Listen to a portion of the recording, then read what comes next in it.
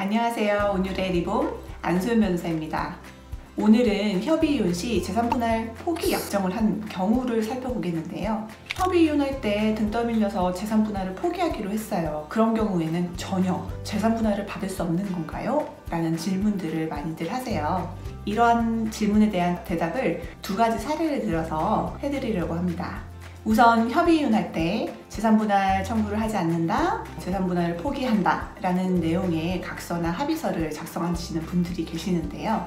제가 상담했던 사례들에서는 물론 서로 나눠 가져야 될 게 없거나 각자 재산이 각자 명의로 충분히 있어서 상대방에게서 재산을 가져오지 못하는 경우나 가져오지 않아도 되는 경우에는 약정을 하시는 것은 무방합니다. 다만 어떤 혼인관계에서 유책 사유가 있어서 예를 들면 외도를 했거나 상대방을 폭행을 했거나 혼인 생활을 더 이상 지속하기가 너무나도 힘든 가운데 상대방이 그래 이혼해주겠다, 다만 재산이나 이런 거는 포기해라 라고 해서 어쩔 수 없이 이혼만 해준다니 고맙다 하면서 그런 포기 각서에 서명을 하시는 분들도 계셨어요. 그럼 이렇게 재산분할을 포기하셨던 모든 분들이 재산분할을 더 이상 청구할 수 없는 걸까요? 그렇지 않습니다. 오늘 제가 소개해드리는 두 가지 사례를 통해서 어떤 경우에는 재산분할을 포기한다는 각서를 썼음에도 불구하고 재산분할 청구가 가능한지를 한번 살펴보도록 하겠습니다.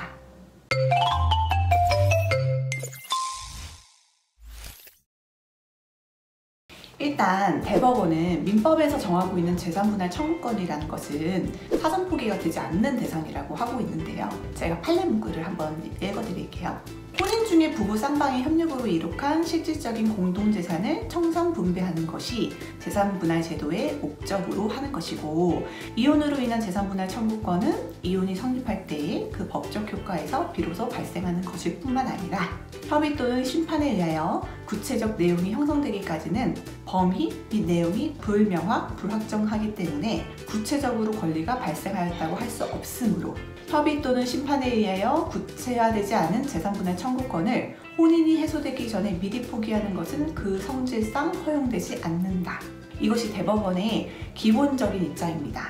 제가 이것을 조금 더 이해하기 쉽게 설명을 드리자고 한다면, 이 재산분할 청구권이라는 것은 부부가 혼인을 하면서 발생되는 것이 아니라 이혼이라는 전제 조건이 있어야만 발생되는 권리라는 것입니다. 그렇기 때문에 이혼을 하지 않은 상태에서는 이 청구권이 발생되지도 않아서 그걸 포기할 수 없다라는 게 사실은 대법원의 논리고요. 만약에 우리가 이제 협의이혼을 하기 전에 예를 들면 이런 거죠. 아내 명의로 아파트가 있고 대출금도 얼마가 있고 남편 명의로 다른 아파트가 있고 이것도 시세가 얼마인지 알아볼 수 있고 부부간에 예금채권이라든지 퇴직금이라든지 이런 부분들이 투명하게 공개가 되어 있는 상황에서는 협의이혼을 하면서 이거는 당신이 가지고 이건 내가 가져 라는 식으로 어떤 구체적인 얘기까지 나온 상태에서 재산분할 청구권을 포기한다 라는 일방의 각서가 있다라고 하면 그 부분은 포기한 걸로 볼 수 있다. 이 당사자의 의사가 자기의 권리를 알고도 그거는 구체적으로 포기한 거고, 그렇기 때문에 그 포기한 약정을 어깨고서는 소를 제기하는 거는 각하하는 게 법원의 태도인 것입니다. 제가 이제 조금 더 설명을 돕기 위해서 두 가지 사례를 말씀드리려고 하는데요. 이 두 가지 사례가 약간 닮은 듯하면서 다른 부분이 있습니다. 제가 앞에 설명드린 법원의 태도에 대해서 한번 생각해 보시고 들으시면 그 차이점을 바로 알아차릴 수 있으실 겁니다. 첫 번째 의뢰인입니다. 배우자와 12년 동안의 혼인기간을 가지고 나서 두 분이서 이제 협의이혼을 하기로 했습니다. 협의이혼을 할 당시에 위자료를 청구하지 않겠습니다, 재산분을 청구하지 않겠습니다 라는 각서를 쓰고, 그 다음날 협의이혼 신고서를 법원에 들고 가서 두 분이 참석해서 신고를 하고 숙려기간이 지난 후에 다시 한번 출석한 후에 그 이혼에 대한 의사를 다시 한번 확인을 하겠죠. 그리고 나서 협의이혼이 완료돼서 구청에다 신고를 한 상황인데요. 이때 의뢰인이 협의이혼이 끝나고 난 후에 법률 상담을 한번 받아봐야겠다고 오셨는데, 법률 상담을 받아보니까 본인이 받을 수 있는 재산이 있었던 겁니다. 수천만 원 정도였는데요. 그래서 이 부분을 확인하고 가서 화가 많이 나셨겠죠. 왜냐하면 이 부분에 대해서 알지 못한 상황에서 포기를 하셨다고 하시니까. 그래서 배우자한테 화를 내고 배우자가 그럼 내가 얼마를 임의로 지급하겠다라고 한 사건입니다. 자, 두 번째 사례입니다. 이 부부는 혼인기간을 5년 정도 유지를 하다가 1년에 한 번 이혼을 합니다. 그리고 나서 다시 재결합을 합니다. 재결합을 한 후에 뭐 2, 3년 정도 혼인기간을 더 지속을 하다가 다시 이제 찢어지게 돼서 협의이혼을 하게 되죠. 이 협의이혼을 하면서 각자 명의의 재산은 각자의 것으로 한다라는 이제 문구가 적힌 합의서를 작성을 하시고 공증사무실에 가서 공증까지 받으셨던 사안입니다. 첫 번째 케이스에서는 법원에서 의뢰인의 재산분할 청구를 인용해 주었고요. 두 번째 케이스에서는 법원에서는 각하 판결을 내렸습니다. 이 두 가지의 차이점이 무엇이냐? 우리가 판결문을 자세히 보면요. 재판부가 들었던 사유는 두 가지입니다. 하나는 부부가 혼인기간 중에 공동으로 형성하였던 재산에 대해서 대상이 무엇인지, 가액이 무엇인지, 이걸 어떻게 분배하는 게 좋을지에 대한 협의를 한 증거가 전혀 없다. 라는 것이고, 한 당사자가 일방적으로 포기 약정 각서에 사인을 하게 된 걸 보면 재산 가액이 크지는 않았기 때문에 그 사람이 받을 수 있는 몫이 한 수천만 원 정도였거든요. 그 수천만 원이 누구에게는 큰 돈일 수 있지만 이 부부의 재산 분할 가액을 봤을 때 그거를 일방적으로 포기하기에 합리적인 이유가 있어 보이지 않는다는 것이죠. 그거를 그냥 포기하기는 좀 억울했겠다라는 게 재판부의 판단이었습니다. 그렇기 때문에 이렇게 사전에 재산분할 포기 약정을 한 것이 유효하지 않다라고 해서 의뢰인의 재산분할 청구 소송을 본안 심리한 후에 적정한 그 재산분할 비율대로 재산을 나눠 가지게 했던 사건입니다.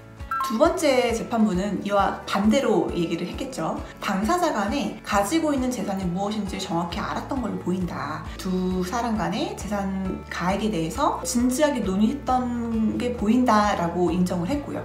그리고 이제 그 합의서에는 재산분할 약정뿐만이 아니라 자녀에 대한 양육권에 대한 이야기도 좀 적혀 있어서 그 전체적인 합의서의 맥락을 봤을 때 이 맥락이 합의가 없이 일방적인 강요나 무지에 의해서 뭐 작성된 게 아니라 두 사람이 충분히 협의를 거쳐서 작성된 합의서로 보이고, 또 이 합의서를 봤을 때 일방에게 그 결과가 불리해 보이지 않는다 라고 판단을 해서 재산 포기 각서에 사인을 했던 그 배우자의 재산분할 청구소를 받아들이지 않고 소각하 판결을 했습니다.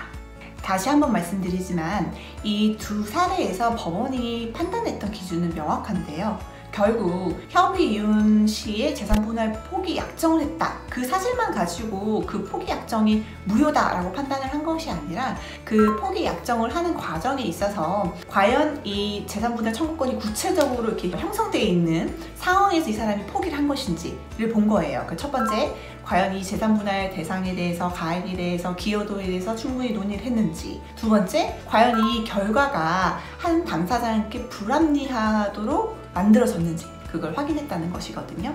좀 이해가 되시나요?